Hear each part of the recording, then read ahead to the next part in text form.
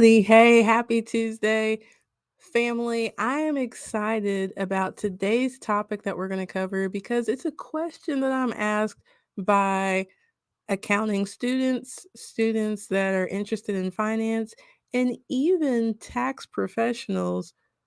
What is better, the EA license or the CPA license? Now, before anybody gets their panties all in a bunch, this video is not to say that the CPA license is better than the EA license or vice versa. What I'm going to be doing today is taking a look at the EA license and how to actually obtain that license. And I'm going to take a look at the CPA license and how you obtain that license. Because in 2024, the requirements to actually become a CPA have changed. They've changed their testing up a bit. Okay. So that is what we're taking a look at. The difference between how we reach each destination. This is not a battle of the licenses, like I said already in the comments, all right? So as you're hopping on, I see some people hopping on YouTube. Go ahead, say what's up in the comments so we can get started. Again, my intention is to cover how you can reach each designation. Um, I've already done another video why I chose to become an EA before becoming a CPA. Um, I consider myself a lifetime learner, and for what I wanted to do in the tax world, the EA credential made more sense, right? I wanted to be able to represent taxpayers. I did not want to do anything that a CPA license required. So for me, I was like, what test can I take that will actually be relevant to what I'm doing? And for me at that time, it was the special enrollment exam. Now, just because I'm one of those people and there aren't that many Black people, let's be quite frank, that have the CPA license, when we look at that license as a whole, I am interested in taking that exam, and that is for me personally, not because I believe it's going to do anything to enhance my career. All right. So before I get going, just in case you're new here, my name is Timalyn Bowens, and I am America's favorite EA. As an enrolled agent, I'm licensed through the Internal Revenue Service to represent taxpayers in all 50 states. As a matter of fact, I've represented taxpayers that are all over the world. I'm also the owner of Bowens Tax Solutions, which is a virtual firm based in Louisville, Kentucky, and we represent taxpayers that owe $100,000 or more, or that are being actively levied or audited. All right. So let me also check in with LinkedIn. I do apologize. StreamYard is still giving me the blues, and sometimes I cannot see my folks on LinkedIn unless I pull it up on my computer. Or I'm sorry, on my phone. So, folks on LinkedIn, as you're hopping on, say hey in the comments. Make sure that if you were on LinkedIn that you are giving permission to StreamYard so that I can actually see your comments and we can chat about what's going on today, because I see I have 8 people on, 9 people, 11 people on LinkedIn right now, but you're not showing up here. So let me go ahead and check out some of these comments. Before we got started, Jay Anderson, Black CPA Lady, said, looking forward to hearing which angle this will be covered. Earnings, education, experience, expertise, so many differences and similarities that lead to career success with various pathways. Amen. And again, while I'm going over this, this is not to put one designation over the other. I'm simply comparing today the education requirements, the type of experience that you can receive with each, but we're not fighting today, okay? Because you can be a CPA and your expertise be in taxes. Although the EA exam covers more tax stuff, that doesn't necessarily mean that you can't be an expert CPA. Sorry, an expert in taxes as a CPA. If you've heard me talk before, some of the most brilliant tax minds that I know are CPAs. Some of my mentors that helped me to get to where I am are CPAs. So it would be remiss of me to act like CPAs aren't tax experts, right? So thank you for that comment, Jay Anderson, Black CPA lady. Miss Dorothy, hello, hello. I hope weather is good in Tennessee. King1234, thanks for the hello. Good morning to you. Let me see. We got a lag on LinkedIn. I'm still waiting for my LinkedIn people to speak up. I see 12 of you guys on there now. So Felix Rodriguez says, hello, Timalyn. Is a substantial knowledge in accounting necessary when working as an EA, or is it worth getting an accounting degree? So I'll answer this quickly before we get into today's topic. I have done another video on this where I take a deeper dive. So is it necessary? I will say no. You don't have to have an accounting degree. You don't have to have an accounting background. However, it is only going to be to your advantage and help you be a better enrolled agent if you do have a bit of accounting knowledge. Okay, so maybe not a full degree, but you still need to understand the basics of accounting as far as how a balance sheet works, how to compile an income statement. Because if you're going to be doing tax preparation as an enrolled agent, then you're going to have to be able to do a Schedule C, which is essentially an income statement, right? If you are going to be helping S corporations, corporations, partnerships, you need to know how a balance sheet works so that you can do Schedule L. And you may be thinking, okay, well, I don't want to do any tax preparation, so I can skip the accounting part. If you're going to do tax planning as an enrolled agent or even the representation, you still need to have a basic accounting understanding at minimum, because I talked about this last week too. You can't represent somebody if you don't know what they have.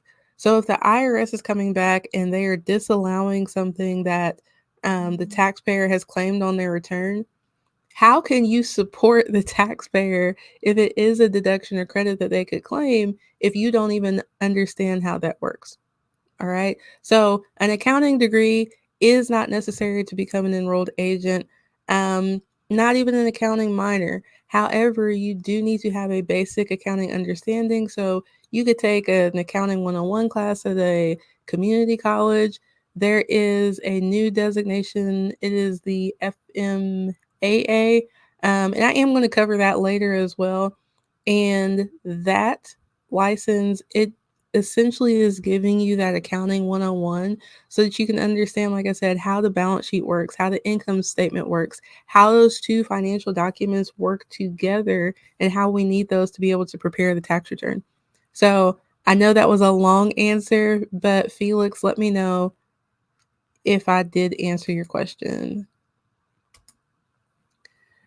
Notary World says, hi, girly, with the money bags. Look, I'm attracting the money to me, right? But hi to you.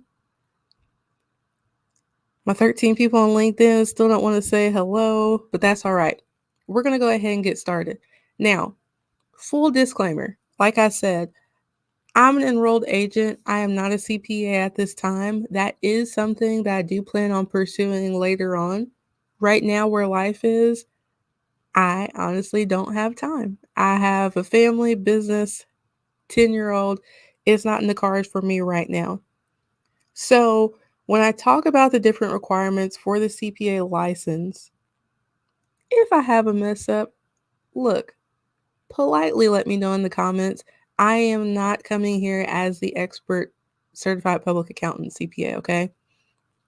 What I do know is what I am and what I do day in and day out. All right, so I can compare the requirements to become an enrolled agent versus a CPA, and I will tell you about when I was sitting. Okay, so when I was in undergrad back in 2008, I went to a college that pushed the CPA exam, CPA license. That was all they ever talked about We had different accounting firms come in and talk to us. And I was like, okay, I want to be a CPA. But then I had the opportunity to work in an accounting firm. You guys have heard my story. First year that they went international, amazing experience. Everybody there for the most part was CPAs or they weren't credentialed yet. I didn't even know what an EA was. Okay.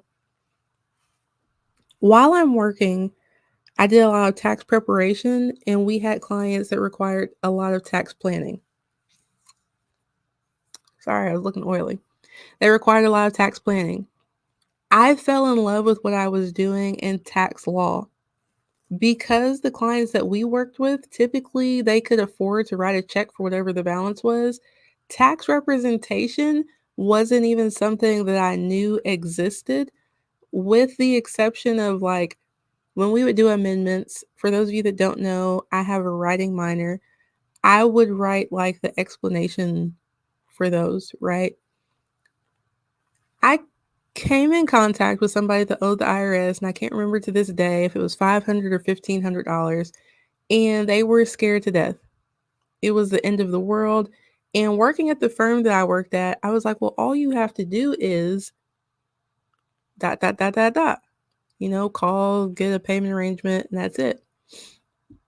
But what that moment taught me was one, I was living in a bubble out of touch with your everyday taxpayer.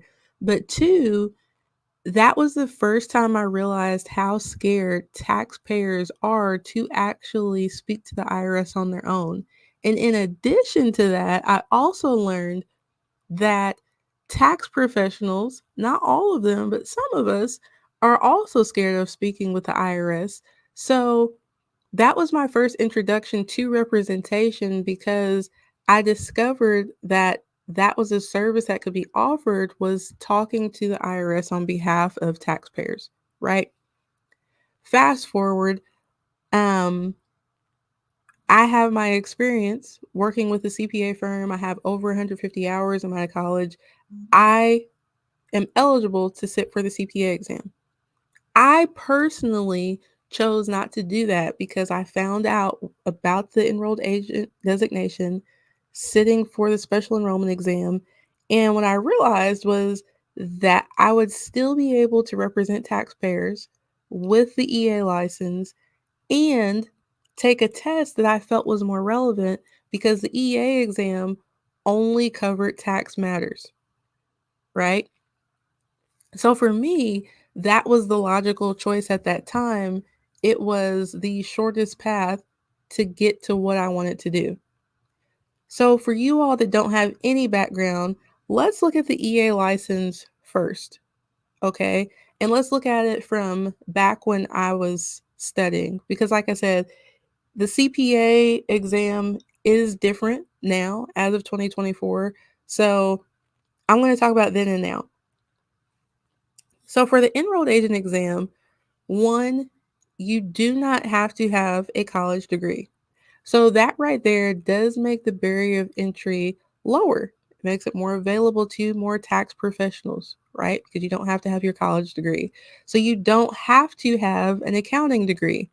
And like I said earlier in this video, it's not necessary, but it most definitely will help you understand some of the concepts, right? When you're working with business returns. With no accounting degree, you also don't have to have a certain amount of hours of experience as under another enrolled agent. So with the CPA exam, you do have to have a college degree. You have to have a certain amount of hours, and a certain amount of those have to be in accounting, even if you don't have an accounting degree. Let me explain. The enrolled agent license is a federal, well, you're licensed through the Internal Revenue Service. Okay. So, as an enrolled agent, you can represent clients in all 50 states. And as I said, I have clients all over the world because those US taxpayers, they are still having US tax obligations, even though they're not in the US. Okay. With a CPA license, you are licensed through the state. And you all know all about states' rights, especially if you prepare tax returns. No two states are the same, right? So, with a state designation, yes, you do have everyone taking the same test. And again, this is back when I was looking at exams. I'm going to talk about the changes for 2024. So, everybody still had to take the same four exams. However, the requirements to be eligible to take those exams were different.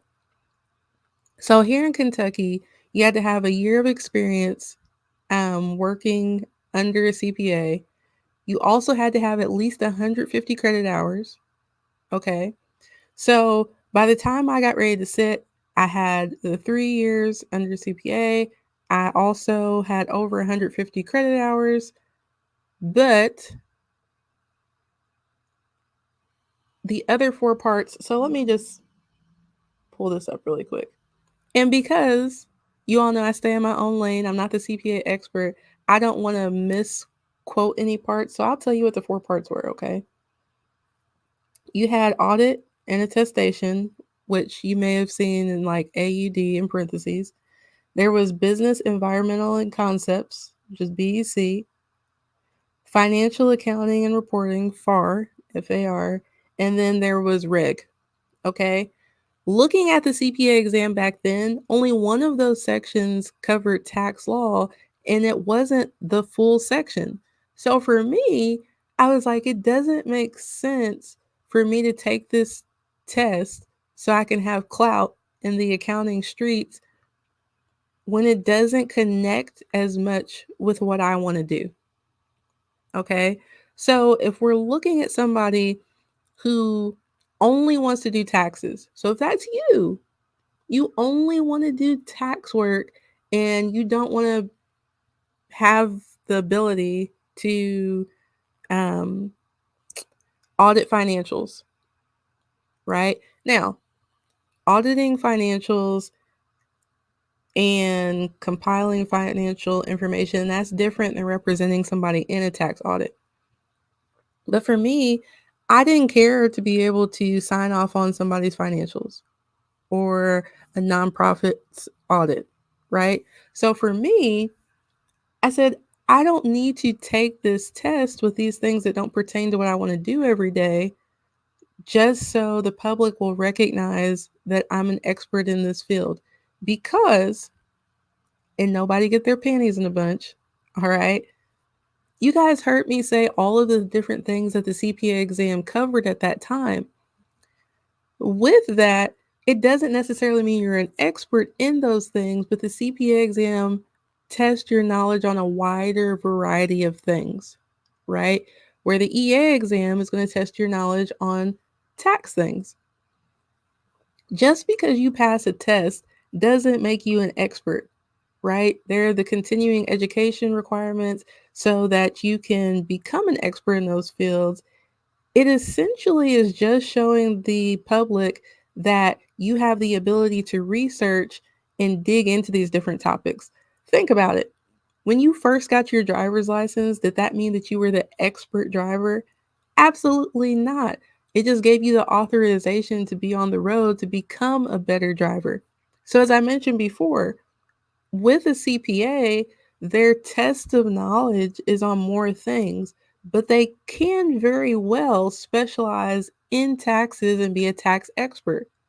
With the enrolled agent, they are studying more so and looking and being tested on tax knowledge, but for tax representation, to be quite frank, I know some EAs that are terrible at representation, but they may have a different area of tax that they specialize in. For me, I knew I wanted to specialize in tax representation. I wanted to educate taxpayers so they wouldn't need me for representation. I chose the EA exam. Let me look at these comments because you guys wanted to start talking after I started. So let's see. 16 folks on LinkedIn. I only got one comment. Thank you, Lucky Allen. Lucky says, hello, Timalyn. Thank you for hosting this session. The pleasure is mine. We got my friend Wayne Scully, CPA, on here. He said, different is right. Absolutely. And different doesn't have to be better. Say one is better than the other. For you as a tax professional, one can be better than the other depending on what your ultimate goal is and what you want to do. And again, for what I wanted to do, the EA license made more sense and was better for me. If I wanted to be out here like Scully and, the advanced planning that he's doing and doing financials and everything, the CPA route would have made more sense. Wayne Scully is an expert in real estate taxes. He's a CPA though. CPA equals can't pass again. I have heard that. I have heard that. So let me look and pull this up again. So, as I mentioned, the CPA exam does have it tests on a wider scope of things, but the change for 2024, you still have to take 4 parts of an exam to become a CPA. However, now everybody doesn't have to take the exact same 4 parts. There are 3 core parts that everybody has to take, and then you can have more of a focus. So let me take a look at this really quick. So everybody still has to take auditing and attestation. Everyone still has to take FAR, the financial auditing and reporting, and everybody has to take, it is now taxation and regulation. So I'm assuming with that there's more of a tax data. Sorry, you guys. I'm looking at the comments. I'm assuming there's more um, tax information and things that are being tested there. But for the 4th section, there are 3 different discipline sections to choose from. And for that, we have business analysis and reporting, or information systems and controls, or if you want to dig even deeper into taxes, tax compliance and planning. So I have some questions here. I'm going to skip down a little bit. So JMO, you're on LinkedIn. I don't have many people hopping on LinkedIn. So let me address this really quick because I don't know when you hopped on. So you said, but are you claiming and EAs are experts? So what I'm saying is that you can be an EA and be a tax expert 100%. Just having the EA license does not make you a tax expert.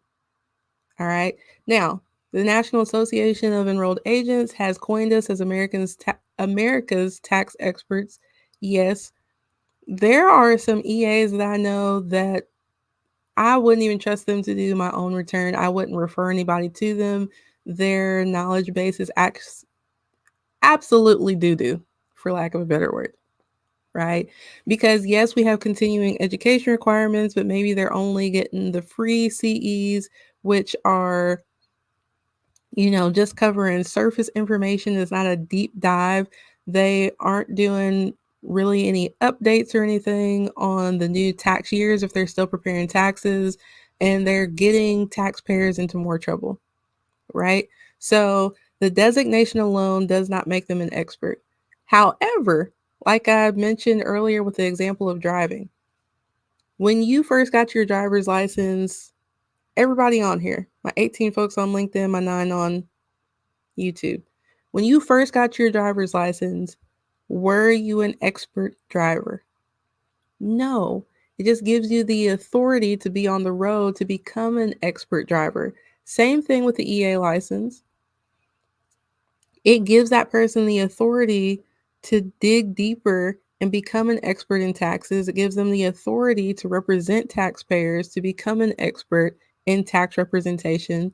And with the CPA exam, and I mentioned this at the very beginning, some of the most brilliant minds in the tax world that I know are CPAs. I just mentioned my friend Wayne Scully is on here now. He's an expert in the real estate world of taxes, right? He's a CPA with that license because the knowledge that you were tested on is wider. You may have different financial and accounting doors open for you that don't specialize in tax, but some CPAs do specialize in tax and they are tax experts as well. But they are not an expert just because they have the CPA license. With both licenses, the only way to become an expert is by getting in there and getting the experience and actually doing the work. All right. I just wanted to address that again. This is not a CPA versus EA, which one is better. It all is absolutely dependent on what you want to do with your career. And for taxpayers, it depends on what they want their tax professional to be able to do. Because right now, we're only looking at this from the world of taxes, right? So, because I do have an accounting degree and because I went to the best college for accounting in this region, I 100% can compile financial statements. I 100% can do bookkeeping. However, one, I don't like to do bookkeeping. Two, I can do it, but where I'm limited as an enrolled agent, I cannot sign off on anybody's financial statements. Only a CPA can do that. Okay. So get the difference. I'm not knocking them for being able to do that. I may know how to do it better than some CPAs, but because of the license and the route that I chose to take in my tax career, I can't do that. But as far as taxes, no, the EA exam has way more that it tests on as far as taxes are concerned. But again, you don't become the expert until you actually dig in and get that experience. So let me go back up to these in order. So King1234 says, "Hi Timalyn, do you think an EA designation can help someone jumpstart a new career for themselves? I have an accounting degree, but where I work, I only do procurement transactions." So with this, yes and no. The reason I say yes is because with the EA designation, it opens you up to provide um, an on-demand service for taxpayers. So, we have tax preparation. So, as an enrolled agent, you are authorized to do tax preparation, tax planning, consulting, and representation. For me, the part I would focus on if you were looking to jumpstart a career is doing the representation work because we know only three credentialed tax professionals can do that: a tax attorney, can't see my fingers, a tax attorney, a CPA, and an EA. So that is one of the main things that's going to differentiate you from other taxpayer or tax professionals. But as I mentioned before, when you get the license, that doesn't make you an expert. If you were looking to jumpstart in new business, I highly recommend that you go ahead and get a mentor to work under so you still have some type of umbrella of knowledge and you're not going out there blind.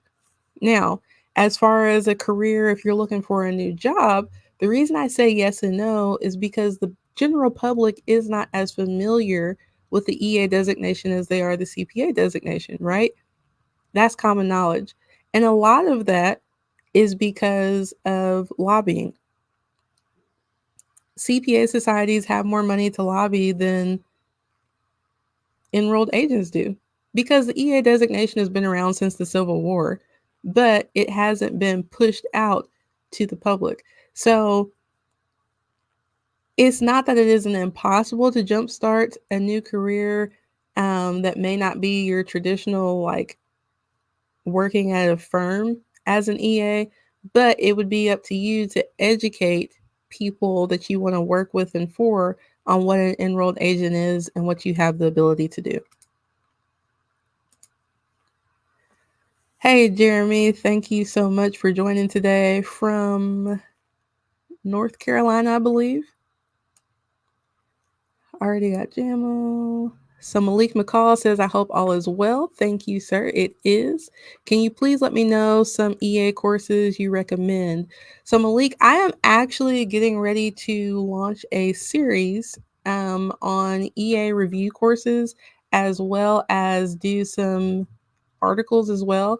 So if you have not already, I would go to americasfavoriteea.com and go ahead and subscribe. I do have a free article subscription where I'm going to cover the EA review courses. And I do also, if you are looking to build a business doing tax representation, becoming an EA, I do have a mentorship program there as well.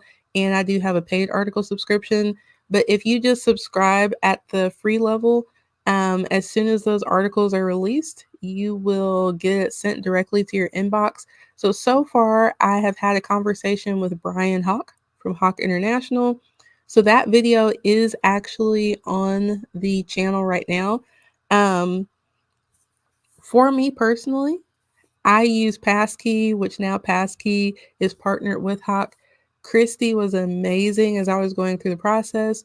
So, um, she is the writer teacher over at Hawk International. So I would recommend them for your learning, depending on your learning style. And it's subscription based. So you only use it and pay for it as long as you need it. Also use the Fast Forward Academy book. So Fast Forward Academy is out there. And then we have Surgent.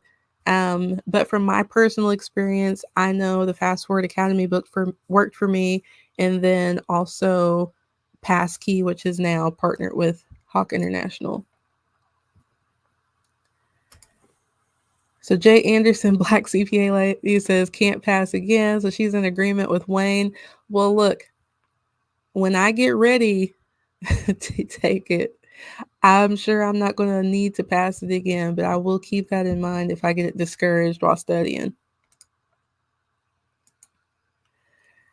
Jamo says, but the CPA test is more detailed knowledge in taxes than the EA. Correct me if I'm wrong. I think I addressed this already, but I will say again, so the EA exam is going to cover more tax information than the CPA exam, even the new revised one.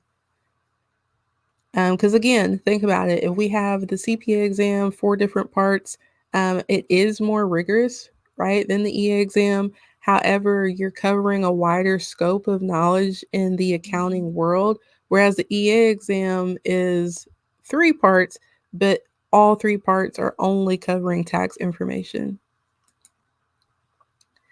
And you are very welcome. Jamo says, thanks for hosting this. Scully, I appreciate it. I appreciate it. I hope to see you in Jamaica this summer. Scully says, you're awesome, my friend. One day I'll grow up to you. So, backstory, it has nothing to do with taxes. My name is Timalyn. My dad's name is Tim. My mom's name is Linda. However, I was born in the late 80s. So, if you were as well or born before that, you know that we had Timberland, the boot. We had Timbaland, the producer. So people always make jokes about my name and even to this day mispronounce my name. And I hate doing that to other people. I said all that to say, is your name Willeen? If it's not, will you put it for me phonetically in the comments so I can make sure that I say that right? Because I hate mispronouncing other people's names. So let me get to the comment. I believe it's Willeen L. Says, good morning, Timlin. Good morning. With a new evolution in the CPA exams, where the 3 core is still mandatory and 3 disciplines to choose from, what advantages would you say the EAs have over the CPA today with all of those changes?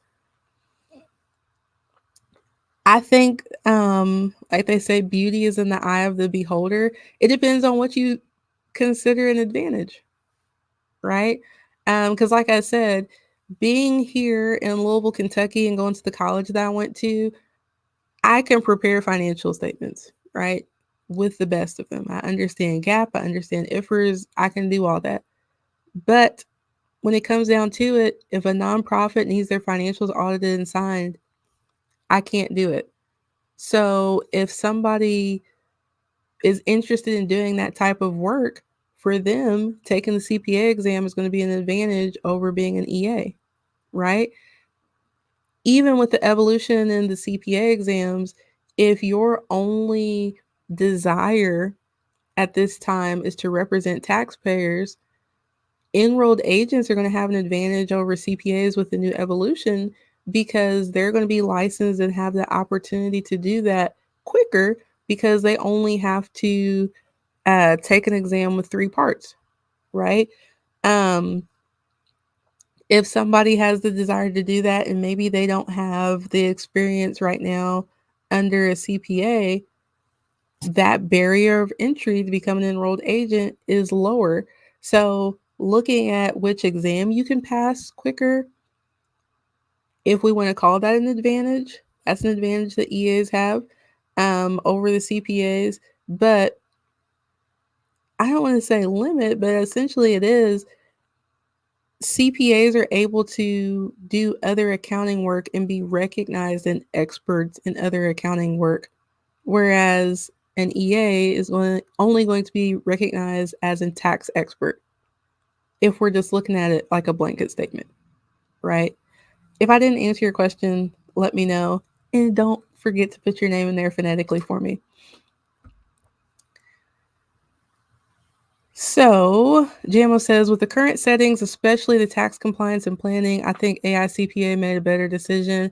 Jamo, and I honestly, I do too, because, the general public thinks that all CPAs do taxes. We've already said, I've worked with CPAs, never touched the tax return. I get referrals from CPAs all the time, even though they do tax. It depends on where you want to go in the tax and accounting world. So, yes, for those CPAs that do want to work in the realm of tax and want to be an expert in tax, I definitely think AICPA made a good decision there with creating test sections that will focus on those things, because here it is in real life, you all.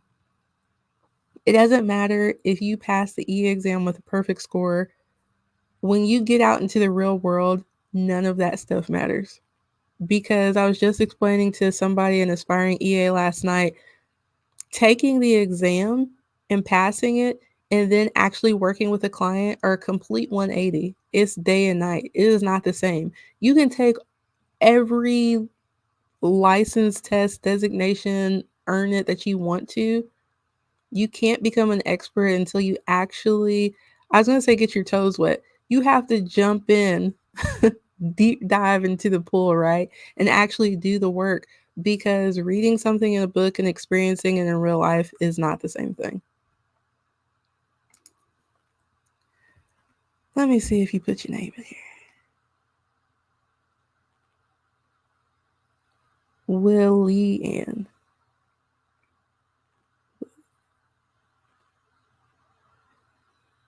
Willie Ann.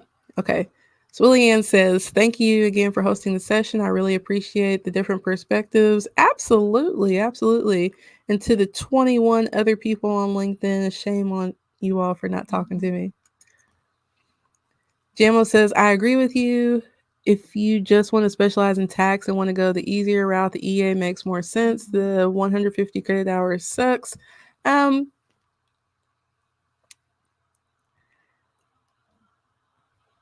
Yeah,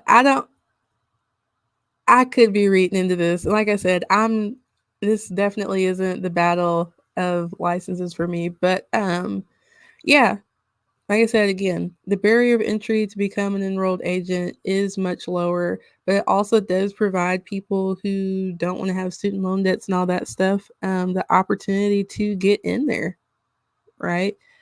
And still be able to represent taxpayers. King1234 says, thank you very much, Timalyn. Thank you for tuning in and for your questions. Malik says, okay, thank you so much. You are welcome. Can you let me know the average time per each exam? I apologize if these are questions that you have answered before. I am new here. No worries at all, Malik. I hope that you have subscribed and you won't be new much longer. So, for the CPA exam, I can't speak to that specifically. I do have CPAs here in the comments.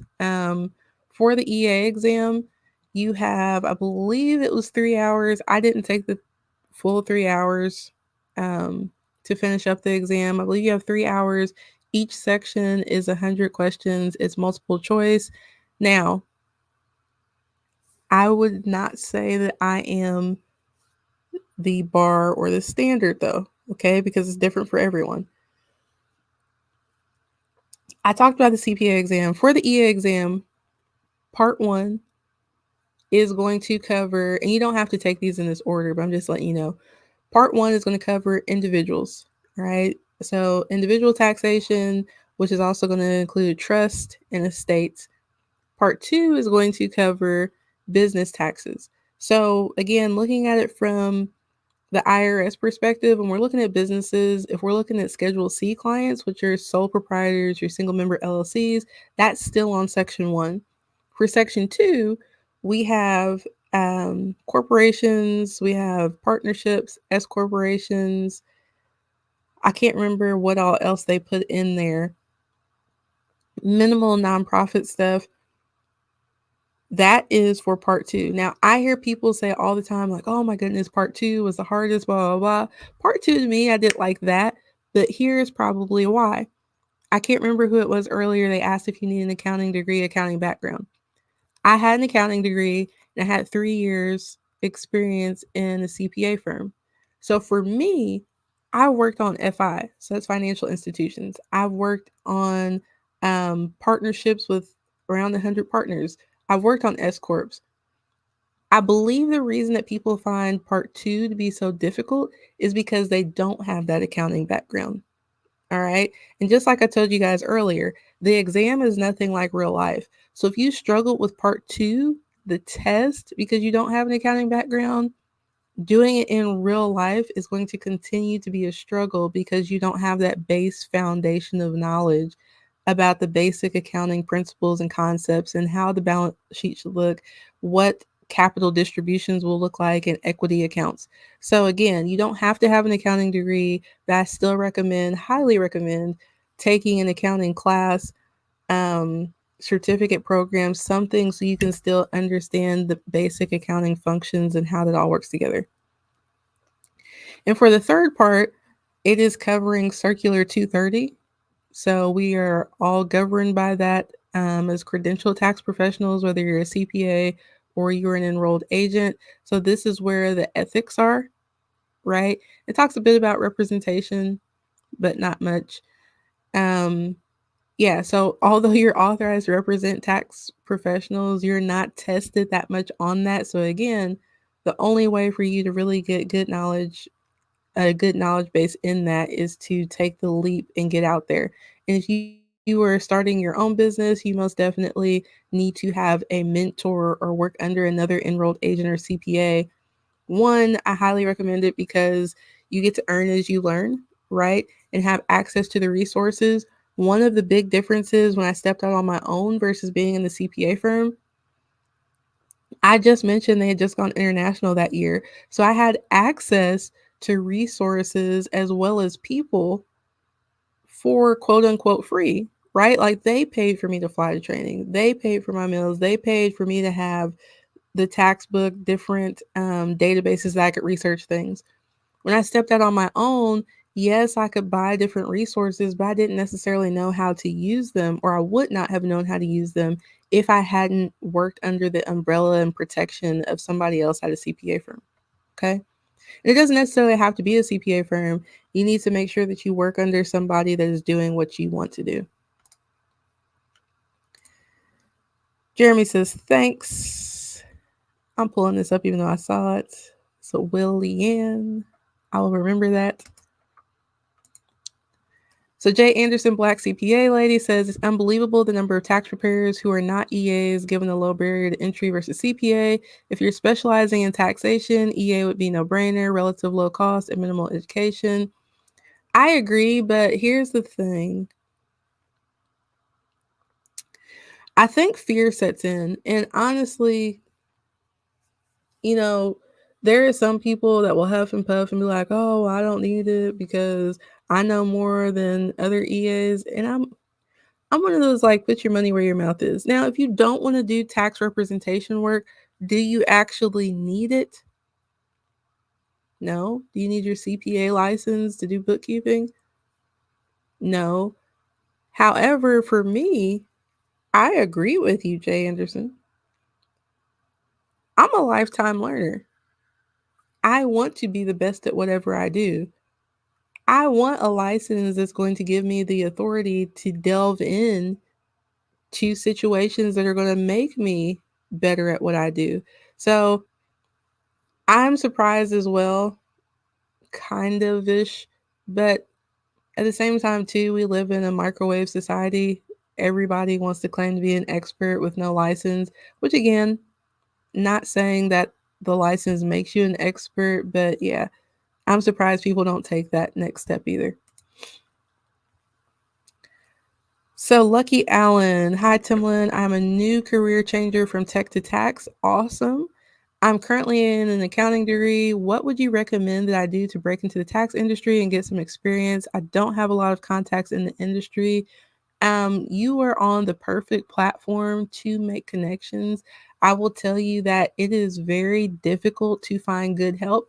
And one step up that you have above other people is that you are from the world of tech, right?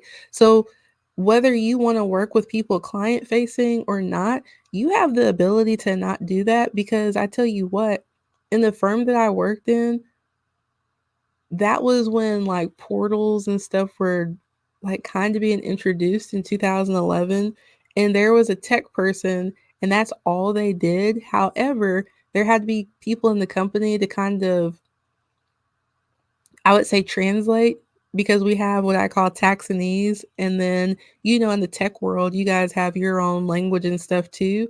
Your ability to connect those two worlds is going to be amazing. So what I would recommend for you to do is taking a look at the type of firms that you would want to work at, whether that's a bigger firm, if it is a boutique type firm.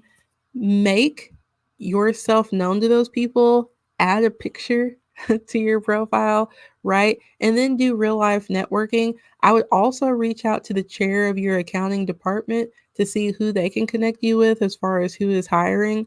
Because even everybody wants to work remotely now.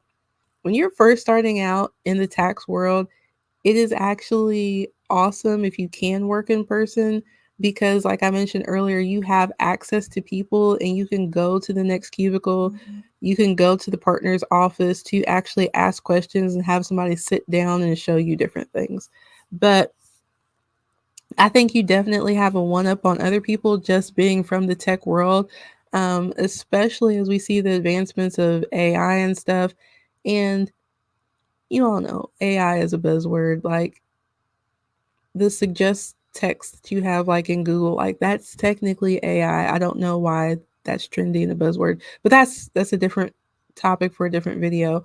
But yes, first thing that I would do, I would put a picture on your profile, make it known that you are studying accounting right now, make connections with people that you see on LinkedIn that are doing what you believe you want to do so that you can ask questions.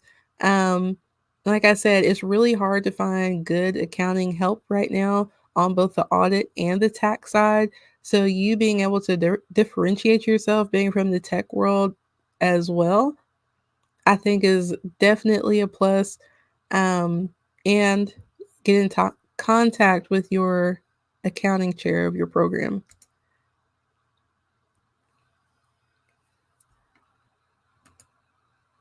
Oops, let's pull that up. So Jay Anderson says the AI CPA making tax an optional section for one of the four parts and leaving in regulation has made the CPA exam probably easier now for a person who specializes in tax anyway. I don't know yet because I haven't taken it, but I'll take that into consideration. For my other CPAs who are on here, what do you all think? Do you think see, and I think for me at the time, it's not that I wouldn't have minded to take the other things. It just wasn't relevant to what I wanted to do. Like, I didn't have an issue with it. It was, okay, I'm at the point where I have to pay for an exam and I want to be able to help this client. Which one makes more sense right now? Um, but yeah, for somebody more focused in tax, I think it makes more sense. I don't know if it would make it easier again, still, if it's not an area of tax they're going to really specialize in. But I'm interested in seeing what everyone else has to say, and you guys chime in as well. Malik says, sorry, I meant studying hours. How many hours a week were you studying?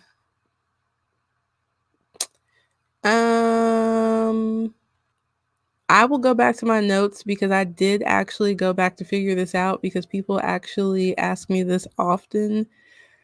My 10-year-old will be 11 this year. She was 3. I started studying. So I took the exam a little while ago, and I've slept a lot and not slept a lot since then. Um, yeah, to give you an honest answer, I'd have to go back and look at my notes because I did go back and map it out so that I could answer this question in a different video. So again, I know you're new here. Make sure you're subscribed here. Go to americasfavoritea.com and subscribe because like I said, I had a conversation with Hawk International. I'm getting ready to have one with somebody from Glime. And then Christy, who wrote the material for Passkey and also for Hawk right now. I did an interview with her. So there is content coming out about studying for the exam. You know, we're in that period right now where you can't actually test for it. Um, that opens back up in May. So in April, that content will be rolling out and I'll be able to give you an honest answer. I don't want to just make up something right now because we're on here. But let me see. I do not have any other questions. To summarize, for those of you all who may not have been here in the beginning, ultimately, when we are looking at the EA license and the CPA license, they do overlap in what they give us the ability to do. And for me, that ultimate thing is represent taxpayers before the IRS, right? We are able to step in the gap for those people who don't have the same knowledge base that we have when dealing with the IRS. We're able to negotiate on their behalf. We're able to represent them in audits. That's amazing.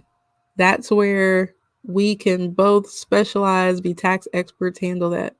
But with that as well, there are those sections that don't overlap. And as I mentioned, this wasn't supposed to be oh, well, the EA license is better, CPA license is better. Because the CPA license is going to, again, test you over a wider variety of things, it gives you authority with a wider audience of agencies, right? So again, I use the example of signing off on financials. Your signature isn't going to mean Jack Diddley on a nonprofit's audited financials if you don't have a CPA license. You can sign it all you want, it's not going to mean anything.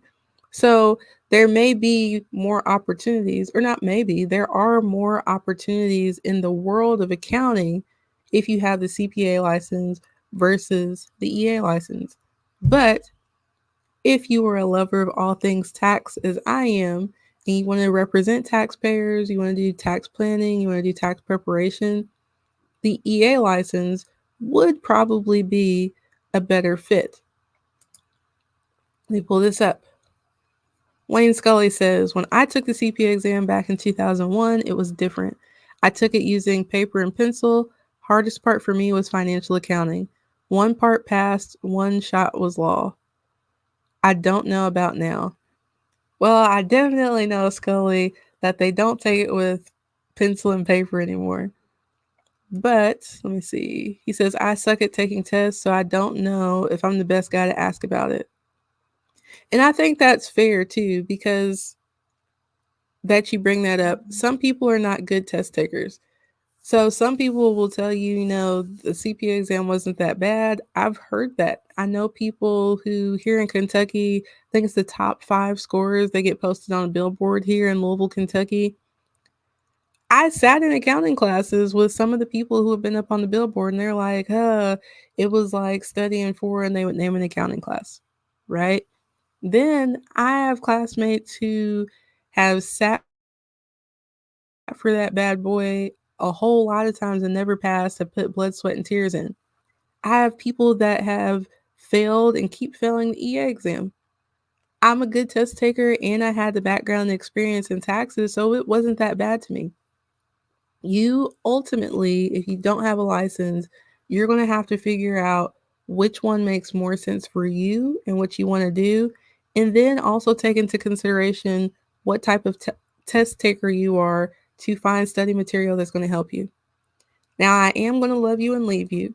However, if you're an enrolled agent and you were looking to walk in your full authority as an enrolled agent, representing taxpayers, you want to know how to jumpstart your business, I do have the Enrolled Agent Mentoring Program, which is the tax representation journey. You can join us by going to americasfavoriteea.com and finding the tax rep journey.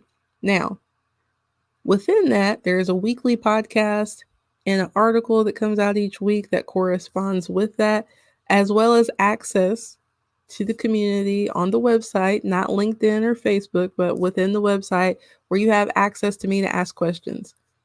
If you're like, hey, I'm not an enrolled agent, still would like to read your representation articles, you can do that too, because there is a separate article subscription. Again, I'm Timalyn Bowens, America's favorite EA. You all enjoy the rest of your day. It has been my pleasure to talk with you, and I will see you guys next Tuesday.